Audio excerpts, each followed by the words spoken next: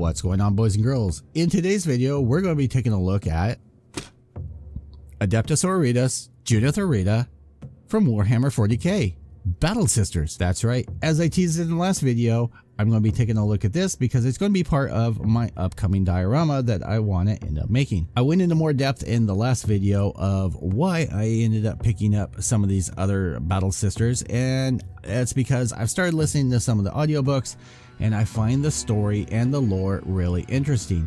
I don't play, but I like the story. It's like Catholic Church on steroids, purging heresy wherever that they go. Yeah, so one of the reasons that I've kind of fallen in love with the story and everything with the Adeptus Sororitas or the Battle Sisters or the Emperor's Wives is the fact that they're pretty much human. Like they're not augmented, other than being damaged in, you know, battle and things like that, and having augmentations like arm, leg replacements, eye replacements, things like that. They're not like Space Marines where they have, you know, 2 hearts and 2 sets of lungs and all this other kind of stuff. These guys are pretty much human. They're human size. They just have enough faith to kill everything that they come across. And so I want to do the diorama with all of these in one thing. It's never going to get played, so it doesn't matter how I end up doing that. So let's take a look at this real quick. Taking a look at the box here, you have the Inflamer of Undying belief. You have her holding the Mace of Castigation, and I don't know, there's 2 different heads on here, so I'm assuming, I think they only did 2. You have the steps, which have all of the different saints on here. You have Catherine, Dominica, Arabella, Lucia, Mina, and Sylvana. You have a heavy flamer because they love purging everything with holy fire. You do get recommended colors on here, and this is going to be what for the marble and then the gray stone. There are recommendations for colors to use. Let's crack this open and take a look inside. So unlike a lot of others, there is no like plastic slide out tray, which I'm completely fine with. Let's get rid of the box. So I think you actually get 2 options with this. So you get a flight stand, and then you get a regular base on here. And I think this is a 45, maybe 55 millimeter diameter base. You get 2 clear pieces for the flight stand. Taking a look at the instruction booklet here, you get the front, and it is a little book. So you get your do's, don'ts, special instructions, blah, blah, blah, blah, blah, blah, blah. You get the beginning of the build, you got the steps, you get these little icons on here, and so those end up going on there. I think you have to pay attention to how those end up going. Taking a look at the next page, you get beginning of the build of the figures that go on the back with the wings, the braziers, more braziers. There's actually a lot of pieces in this little kit. I'm highly impressed. So you get the Aquila, I believe. You get the 2 heads, and when I look at it, I'm going to have to see if they actually did it where I think, how is it? One head has its eyes closed, and the other one's supposed to have its eyes open to the future, like basically closed off to the past, forget the past, eyes open toward the future, moving ahead.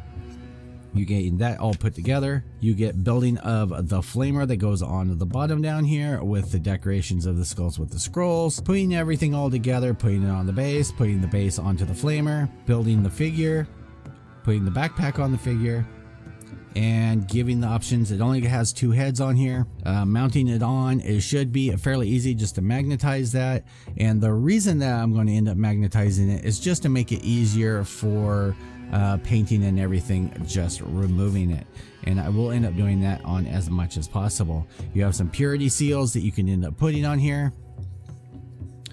It's giving you the options for the base, so you can either put it on the hard base or the flight base. And I don't even know with what I have planned that I'm going to end up putting it on any of these bases at all. I think I'm going to have it suspended, so we will see what ends up going on that. It does end up telling you on here though, if you're wanting to put it onto the flat black base, that you want to cut off the peg off of the bottom and then glue that down. Here you get full shots. It gives you colors for like the halo and the black. It's recommending Abaddon Black, Dark Reaper, and then Thunderhawk Blue, and then Uthran Gray for the highlights. For those wanting instructions, we have English, we have French, Espanol, Dutch or German, and Italian. And that's about it for the color guide. Usually they do an actual like color guide recommendation on the coloring. The only thing that I ended up seeing was on the back of the box for the stonework, whether it be the gray or this part, and then for parts of her. So that's it. Taking a look at the runners here, you have all these little pieces that end up being glued along the sides, and there is some difference, so you want to make sure and put those on correctly. So you have the steps, so you have the Catherine, Dominica, and Arabella, which are imprinted in there. You have purity seals. You have the figure that is kneeling that's going to go onto the back. On the second runner, you have the wings for the pulpit part. Here's the other half of the figures that are going to be onto the back, so you actually get two of those. I wasn't quite sure with the way that they end up showing them if there was one or two, but you get two. So here is one head of the eagle, and I guess it doesn't really matter. I mean, they look the same, so I guess it doesn't matter whether one eye is open or closed, but I know on the actual Aquila that they end up usually doing the left one's eyes are closed and then the right one's eyes are open toward the future. The heavy flamers look pretty good. Taking a look at the third runner on here, you get the front of the pulpit over here, the eagle. This part actually sets this kit apart and it makes it look great. Everything else around it it's okay. Like, there's nothing like outstanding and outrageous about it. Again, I don't play, so what I do know is, from my understanding, if you're watching this and you're interested in this, the only way that you can play this is if you're playing was it the Martyred Lady, that faction of the Battle Sisters. That is the only way that you can use this, because that is the only faction that this is playable with. That is, I mean, that's horrible for some people. If you're wanting to play another faction but you're wanting to do this, have this in there, you can't, not unless you're playing a faction of the Martyred Lady. You get her backpack, which has a lot of freaking detail on there and a lot of spiky things, look like swords that go on her back. Looks like she's actually made up of, you have a choice of heads over here. I'm not sure which one I'm going to end up using yet. They actually look pretty good. Let's see. So basically for her, you have a mask that you can end up putting on her, a rebreather. So you get one part for the arm. That's going to be for the shoulder. So 1, 2, 3, 4, 5, 6, 7. So she's actually made up of about 7 pieces.